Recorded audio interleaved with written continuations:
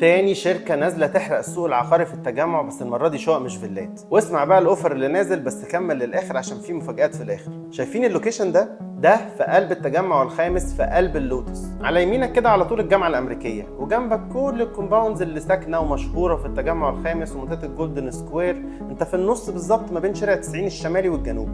شركة كبيرة وليها سابقة أعمال محترمة جدا نازلة بكومباوند في المنطقة دي بمساحات شقق بتبدأ من أول 110 متر، وأسعارها بتبدأ من 6 مليون جنيه مقدم 10% وتقسيط من 6 ل 9 سنين. انت في المنطقة دي أرخص شقة جنبك جوه كومباوند هتلاقيها بتبدأ من أول 10 مليون وانت طالع، وكمان عاملين خصم 5% للي هيحجز في الافتتاح. واسمع التقيلة بقى، نازل بستريب مول على سور الكومباوند، عبارة عن الدور الأرضي كله تجاري والأدوار اللي فوق إيديه. المحلات في الدور الأرضي بتبدأ مساحتها من أول 40 متر. عارف سعر المحلات في الدور الأرضي بيبدأ من كام؟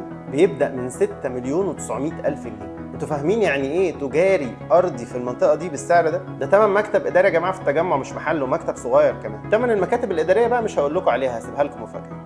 بس تقابل بقى كمان، الشركه مش منزله المشروع ده بس، الشركه منزله كومباوند تاني جنب ماونتن فيو اي سيتي كده على طول في وش الباتيو اورو في التجمع. نازل شقق بتبدا مساحتها من 153 متر، 3 غرف. بتبدا سعرها من كام بقى؟ ب 5.5 مليون جنيه، وبرده ده قبل خصم الافتتاح وتقسيط لغايه 7 سنين. والجميل بقى في الشركه دي انها من الشركات القليله جدا جدا في مصر اللي بتسلم قبل ميعادها. مش محتاج اقول لك ان المرحله الاولى في المشروعين دول مش هتستنى. عايز تحجز ابعت لي رقمك في رساله وانا هقول لك تحجز ازاي. انا سامي صموئيل، وما تنساش تعمل لي فولو.